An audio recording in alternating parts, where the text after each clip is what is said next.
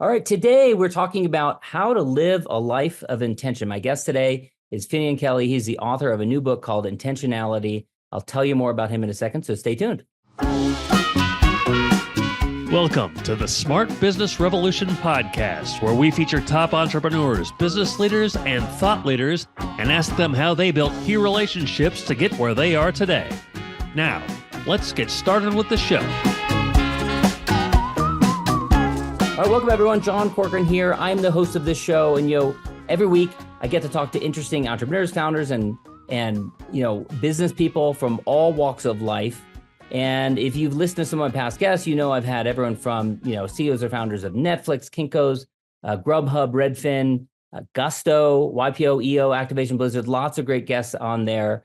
Today I'm coming from the foothills of McCall, Idaho, where I'm on vacation with my family, but today's guest and I have so many people in common, and I have so many people in my life who just rave about today's guest that even though it took a long time for us to align our schedules, I was not going to miss this opportunity to have this conversation. I'm really excited about it. And of course, this episode brought to you by Rise 25, our company where we help B2B businesses get clients, referrals, and strategic partnerships with Done For You podcasts and content marketing. You can learn more about what we do at rise25.com. But let me tell you about today's guest.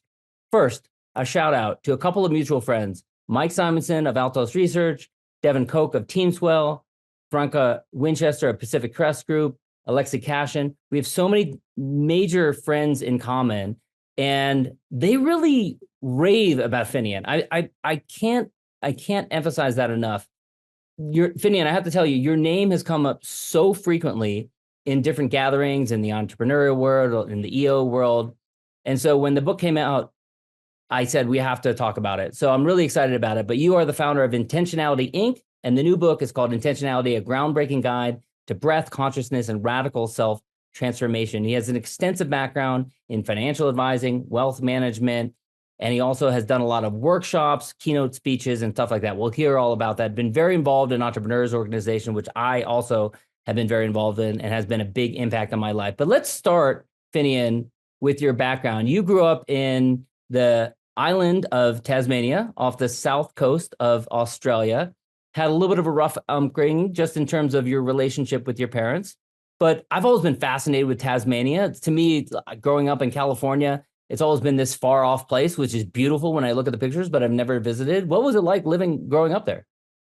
Well, thanks so much, John. And that was a very flattering and humbling introduction. And I love the SF crew. They're just great people and being great supporters as well. So Tasmania, I'm impressed that you actually know where it is. It seems a lot of Americans, the only connection is Tassie Devil. And people are always like, do you actually have them? And I went, yes, I grew up on a farm and I had hundreds of them at nighttime, screaming and making different noises.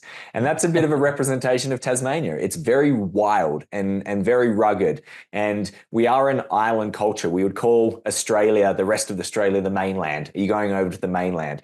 So in some regards, it was a wonderful place to grow up. It's got so much diverse terrain. In 2 hours, you can be in the most pristine beaches in the world, to great mountains to climb, to lush rainforests. It's a real mix to farmland as well. And so that was an adventurous spirit. But then there also are some limitations of a smaller place to grow up in, is the opportunities or what you even knew was possible was constrained. So I ended up getting myself into a private school, and in that private school, the sign of success was literally to be a doctor, a lawyer, or accountant. That's all we knew. And my family was a family of doctors. My friends' parents were doctors as well. So my 5 best mates and I, we were all very focused. We were the academics and also the sports people, jocks that you'd call them. And we all got accepted into medicine. And I just knew that couldn't be my path. I looked at my family. I never enjoyed the concept of it, but that was literally the program. And the programming was, well, if you're the best, you have to be a doctor. And there was a part of me, and I'm sharing this story because it gives you a little bit of a realization of who I am. Yes, I can follow the program but only for so long. And then I just went, this isn't for me. And I started asking questions. Well, what could be cooler than a doctor? And this is where my ego was coming through. And I saw a helicopter pilot come to our school and do a conversation as an army officer. And I went, that could be cooler. And I got selected as an army helicopter pilot. And it wasn't my path, but it was my ticket out of the traditional path. I knew I didn't want to live in Tasmania. I knew I didn't want to go down the medicine path, and it was a way out. And sometimes that is enough. I think that's a big lesson that I've learned in life is, and this is definitely what I help people with. Everyone always wants to know the next thing while they're in the current thing. And that's very hard to do.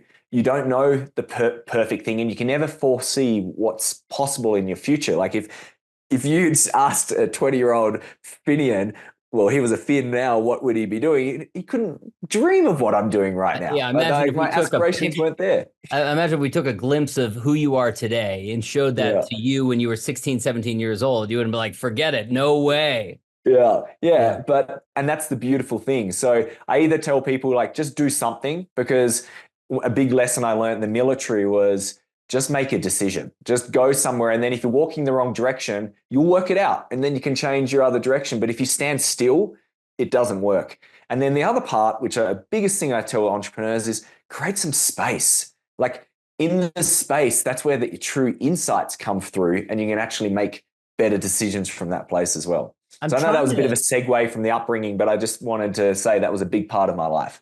You know, the phrase like, don't lean your ladder against the wrong wall kind of comes to mind, because you could have gone down the medicine path. You realize that wasn't right for me. And it's almost like you kind of try a different bowl of porridge, and then you try this one, and then you find yourself leading up to 100 soldiers. What was going through your brain at that point when you started to doubt, oh, geez, I actually went down the wrong path again?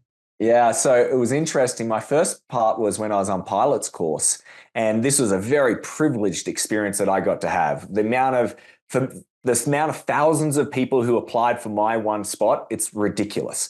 And I got in there and I realized, wow, I don't have the same passion that everyone else has here. Most other people there had wanted it since I was 3 years old. And I would come off a flight and I'd be like, oh, that was pretty hot and it was okay. And other people would just be buzzing and jumping in the walls. And then they would want me to play with the remote control planes on the weekends. And I just wanted to get out of there.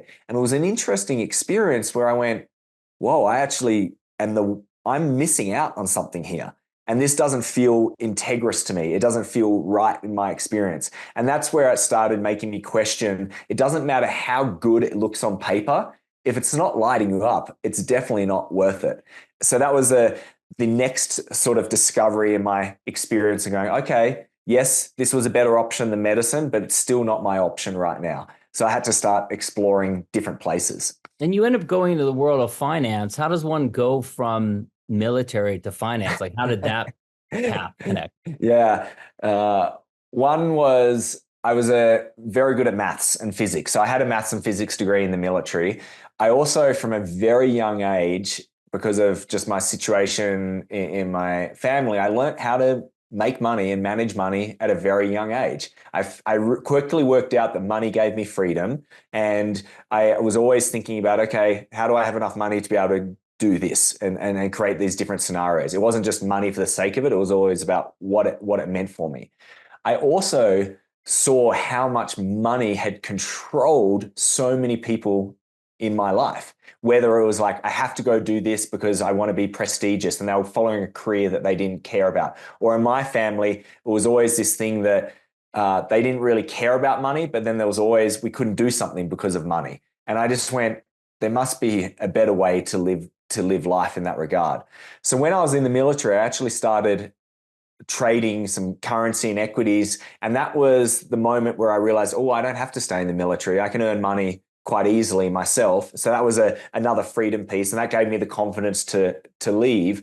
And then I started wanting to help other people stop using money as an excuse of why they couldn't do something. I saw so many people who had more money than me, but they were doing less things than me because they just had this story around money. And I saw it with wealthy people. I saw it with people with not much money. And I realized it's all about our relationship with money, which actually is more important. So very early on, I was an investment manager, but the whole premise was, what does this money mean for you? What are we doing with it? And I saw so many people who lost money in the global recession who didn't actually need to lose that amount of money. And now they were feeling really sad and depressed about their life. And it was all because they actually allowed ego or ignorance to really drive some of their decisions. So I just wanted to help people on that journey. And ultimately, it doesn't seem like that far away from what I'm doing now. It's basically freeing people from their own narratives. Mm. Now, you actually focused on helping millennials, which I find that a lot of times people kind of bitch and moan and complain about the younger generation, which is something that we've been doing for centuries, by the way. Yes. The older generation always complains about the younger generation as if it's that much different. But tell me a little bit about, did you notice any generational differences, or what was it, why did you decide to focus on that? Because there's a lot of times people, in their 20s or 30s, the money is the older people, right? The people in their 50s. So they kind of focus on that, but you focused on millennials. It is. Well, interesting. We actually started with the baby boomers first, and we built a very successful business there. And then two things happened. Our friends started asking for help, which we were millennials. And we didn't know what to do with them. The financial system was not set up to help them at all. And then the other part was some of our clients had children who wanted help as well. So we went, okay, here's an interesting opportunity. What do we need to do? What would we love to help people learn at a younger age? And that's where we set up a very coaching model first, because the model was built on investments. You can only make money off a percentage of the investments. And if you're starting with zero or sometimes debt, there was no way to make money. So we actually did something which was very controversial. We charged a monthly coaching fee, which on their percentage of assets was a ridiculous amount of money. But if they kept on their same path, they would have the same situation in a year or 2 years or 3 years or 4 years.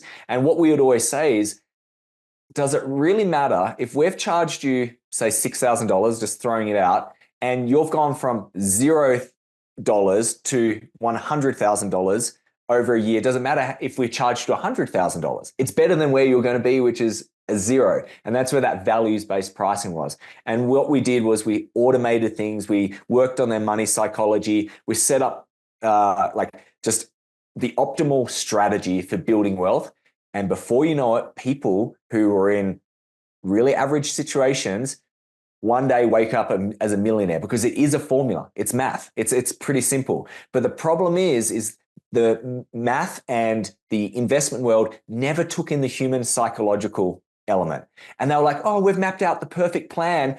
And then they'll come back a year later and they didn't do it, because they're human. So you've got to work on, what are their blocks? What are their saboteurs that are blocking them from having that experience? Same in losing weight, whatever it is. It's the same philosophy. You've got to get to the core. It's not just information. And that's one of the biggest challenges in the modern day world, is the intellect loves to feel like they understand something. The intellect goes, oh, I understand that.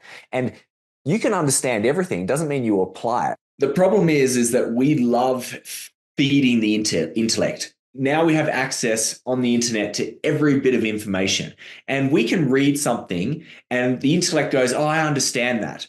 But that doesn't mean you actually know it. Knowing it is when you have a felt experience and you actually apply it. And one of what we need to help people do is to go, it's not just enough to consume this. You actually have to do the behaviors. You have to actually match this up, and that's how you get the transformation. So effectively what we did was we would help themselves to do those new behaviors, and we would put systems in place to enable that for them. And that's the same in any transformation, really, is to go from a place of understanding to a place of knowing.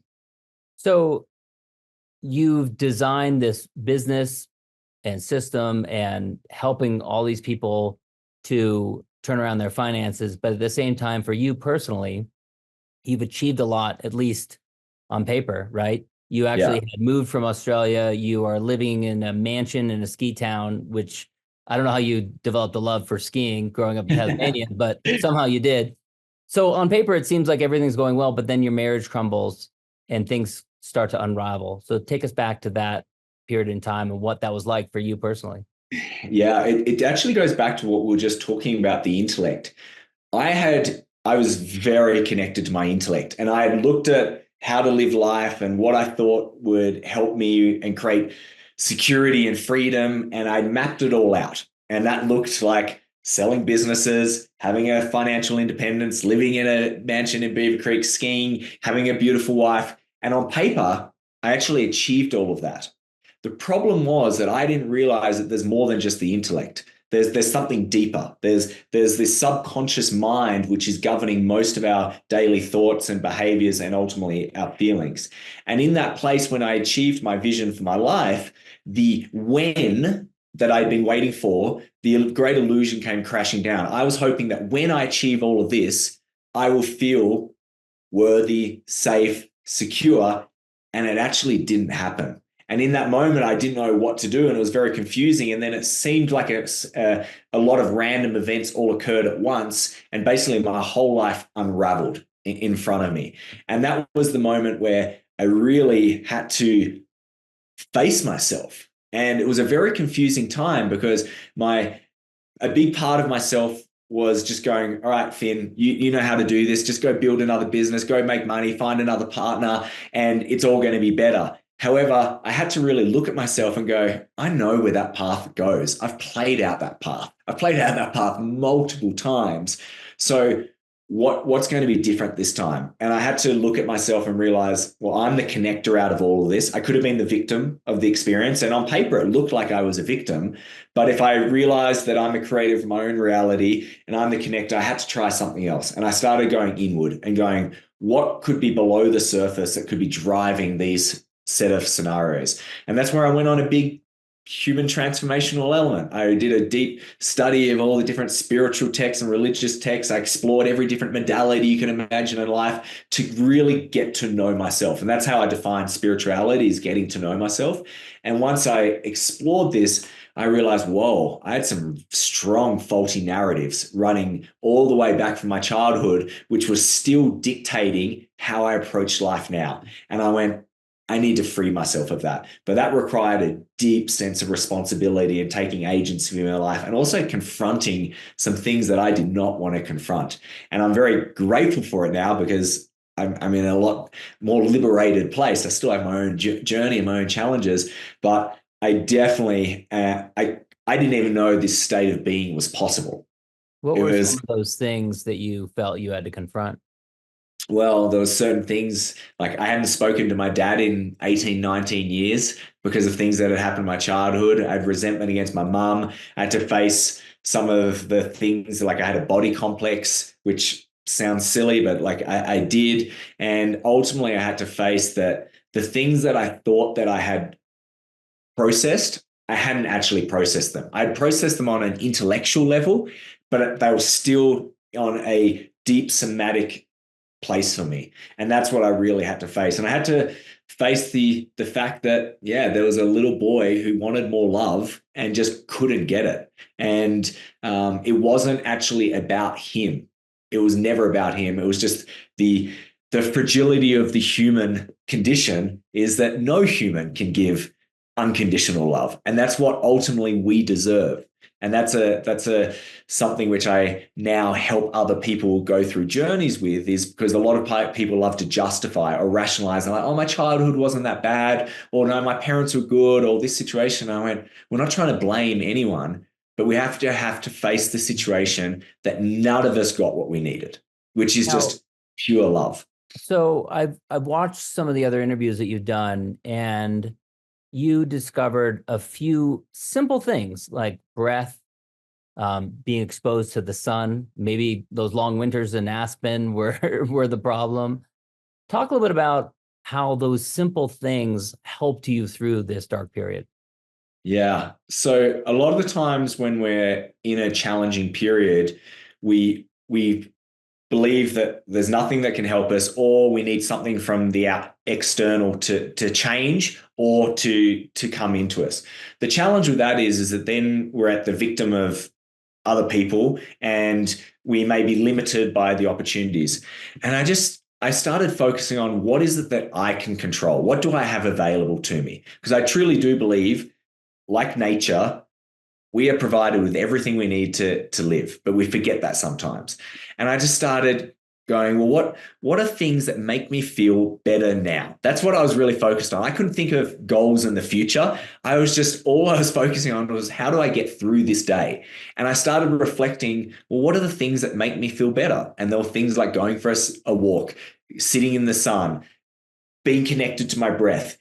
And when I started doing these, I started feeling better. And then I started realizing, maybe that's the answer of life, is starting to focus on our feelings more rather than the goal. Because my goal was, I want to build my financial wealth back again. I wanted to find a new partner. All of that was too daunting to deal with. But what I could do was, what could I feel better in? A little bit more peace, a little bit more joy, a little bit more love now. And I started prioritizing feelings over outcomes. And my whole life just suddenly became free. I felt like I could do something right now, and I didn't have to wait for some arbitrary time in the future to feel better. Now, let me be devil's advocate here. There are some people that pursue pleasure and then they just kind of become hedonist. Maybe Yes. they're not as disciplined as you were or as outcome focused as you were in the first half of your life. How does one prevent going down that path where they just pursue pleasure for pleasure's sake and they, don't pay their bills, they don't get a job, they just, play PlayStation all day long or whatever? I'm so glad you asked that question, John. I'm fascinated how little people ask that question. And it is the question that needs to be asked in this point. So I'm not saying that it's just about pleasure or these great fleeting experiences, because that's not fulfilling. What I'm talking about is, how do you get to that deep place of peace and have overall joy and love of your life? These are state of beings. And you cannot do it if you're not living a balanced life. And we see this all the time. We see this in spiritual communities. They bypass life and they go, well, I'm just going to have these great experiences and float. But then we're still in the human experience. And then this money side starts pulling them down, and it actually takes them out of that spiritual experience. So my whole thing is, be honest with yourself and really ask, is this like short-term pleasure, is it going to bring lasting joy? And most of the time it's not. And that's part of being honest with yourself. Now, it's okay sometimes to be honest. When you're in a really bad place, go for some pleasure. Like, whatever gets you out of that place to have a little bit of a catalyst. But for sustainable joy, you have to approach life differently. And it doesn't mean that by focusing on feelings, you're going to give up all goals. I'm just saying, prioritize the feelings over the goals, because so often we get so fixed on a goal or outcome, and you may have set the wrong goal.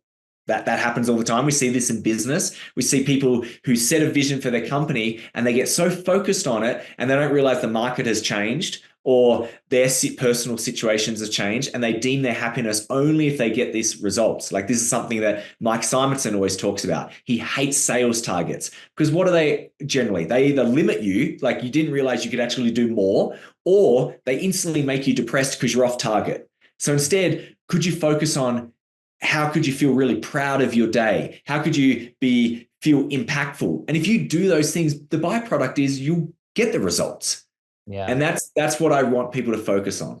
How did you then make this transition from this epiphany, these discoveries, that these simple things like breath, like sun, going for a walk, things like that they had an impact on you? How did you make this transition to, I'm going to take this to the world, I'm going to help other people? Because that's a big shift. Yeah, it is. And it's funny thing is, John, it also isn't. The key is, how I did it was I embodied it. That was fundamentally all it was. I was living and breathing it out of my own need. And then people like Mike was one of my early champions. He's like, this stuff you're doing, it's working. I want to know about this. And people just start asking it. And that's something what I've realized in life sometimes, and I've been a culprit of this myself, is I've wanted to share with the world things before I've properly embodied it. And it's okay. It's okay to do that. But it's a lot more powerful way to completely embody it and then have people naturally talking about it. And for 5 years, I hid from the world, actually, John. Like I was off everything. I was just focusing on my internal journey. And then just people like Mike would say, hey, come speak, come do this. And then naturally enough people start recognizing you for a talent, and you start realizing, oh, maybe this is a valuable thing. And then we start sharing it to the world. So it was definitely more of a pull than a push. And that's how I like to live my life now. Is I used to strive. Now I be, and I allow the pull, and I'm like, oh, I'm on the wave now. It's time to start spreading this message. I love how disconnected, you can't possibly connect where we came from to where we are, from, raised on an island off the south coast of Australia, family of doctors, to military career, to finance, all these different things. And now you have on your website videos of yourself doing these breathwork workshops where there's a DJ in the back of the room. And I'm like, what's going on here? So I have not been to any of your breathwork workshops. You and I have many friends in common who have and who rave about it. Benny Fowler, who's a Super Bowl champion, has got a quote on your website raving about the work that you do. So for someone who's never been to one of your workshops, what is it that you do that can take this simple thing that we do every day and turn it into a full-on experience over a couple of days? What's different? So the difference is the level of intention that we bring to it, and also the energetic field that we create. At our core, we are just energy. We're vibration. We're particles vibrating. And we know that we have energetic fields that go past our skin. I walk into a room, generally people feel uplifted. Someone else walks into the room, they might go, whoa, the energy's just got sucked out. No communication or anything. It's just these energy fields connecting in that regard. And these energy fields want to resonate together. So what we do is we create a space where it's a container, an energetic field, almost an attractive field of transformation, of possibility, of safety, of exploration. And then we help people connect to their breath. And through an intentional practice, we have a practice where the breath starts moving energy through their body. And ultimately, what we're trying to do is to use the energy of the breath to go into the subconscious and dislodge the suppressed energy that has happened because at some point in our life, we didn't want to feel that feeling, or we didn't feel safe to that feeling, and we suppressed it. And then that created a program which then just habitualized throughout our life and created these less desirable circumstances. So with the music and the subconscious priming and their breath and this safe energetic field, they can have the opportunity to actually release this. And in a very short amount of time, with a lot of energy, we can have radical transformation. People can walk out there going, whoa, I didn't realize I was hanging on to this for a really long time. Or the sadness or the resentment, they can free themselves of it, and then they can walk out in a different way. So ultimately, all I'm doing is creating a container for the individual to access the wisdom that is available to them, the intelligence is available to them. Unfortunately, a lot of people don't know that's even possible. And this is why that saying is, you are the sum of the 5 people around you. That's because it's energetic fields. They start rubbing off on you. And that's all I'm doing in that place, is going, I know what's possible. I've seen it many times. It's there. Nothing that you've been through is that crazy. You deserve this. And through that, it creates that possibility for them to explore it. And that's one of the magical miracles I get to witness all day long. I don't fully know why it happens, but I don't need to understand it. I just know it. I've seen it too many times, and I've felt it so many times. And I know we're running a little short on time, but a book is a huge undertaking. What inspired you to put it all in a book? I felt it was very unfair that only a few very privileged people got to have some of these insights.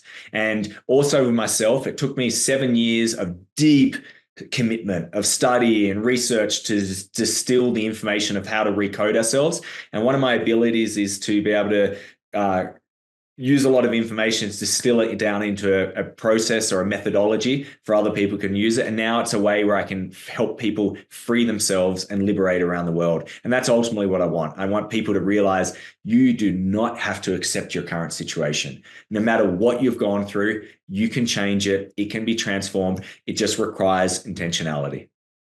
I do want to ask you a little bit. There's especially in the EO community, there's a lot of people that are interested in other, I guess we'll call them modalities, psychedelics, sound healing, things like that, stuff that a younger me would have probably rolled my eyes at. But I've been, as you say, being around the 5 people that impact you the most, I've been around a lot of people that kind of opened my eyes to different types of experiences. And just touch on some of those other modalities. And because obviously you kind of, it seems like breathwork is the one that you're most passionate about, but you write about these other techniques in the book. So I just want to ask you about them.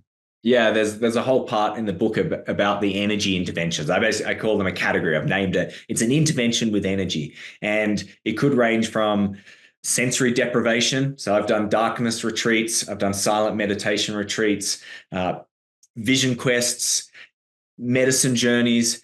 They're all incredible because they get into the subconscious and they give you a opportunity to release them. The key though is that if you don't do the daily behaviors, the repetition, and I like to think of it as the brushing and flossing your teeth, you're going to end up going back and needing these energy interventions again, which is like going back to the dentist all the time.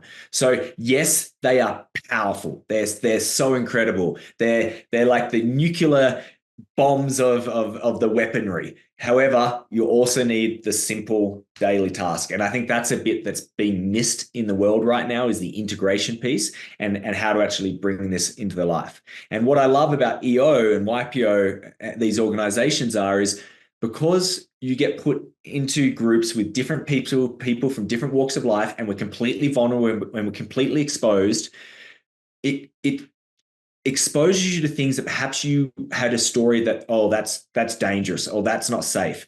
And that's what I love about it is now people who would have blocked something and now trying something, and they're doing it because they're witnessing the change in the other person. They don't need to buy into whether that's right or not. They just go, well, it's working for you. Maybe I could try that. And that's why I always say to people is just try it. Try it on. Don't trust me. To have the experience and then trust yourself. And that can be very liberating rather than just blocking things for the sake of it. Yeah. I mean, the majority of the time that someone's dismissing something, they don't have any personal experience with it. They're just saying, I'm blocking this out. There's no way that it could have an impact on me. And they're bringing their own baggage to the table. Totally. And that's what in SF, like people love to criticize Burning Man. And they're like, oh, I've heard Burning Man's no good anymore. It's got commercialized or anything like that. And I go, have you been? And they're like, no. And I went, how about you go? Because there is no place on earth like it. It doesn't matter how much it's changed. It's still so much better, but you're blocking yourself through your own interpretation. Yeah, this has been great, Finny. And I'm glad we finally made this happen. The book is Intentionality. Where can people get it? And where can they learn more about you and the various different workshops that you offer?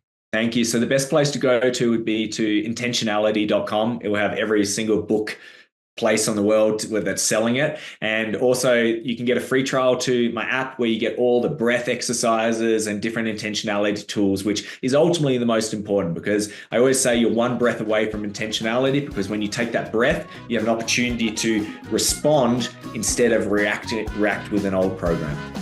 Awesome, Finny. Thanks so much. Thanks so much, John. Thanks for listening to the Smart Business Revolution podcast. We'll see you again next time, and be sure to click subscribe to get future episodes.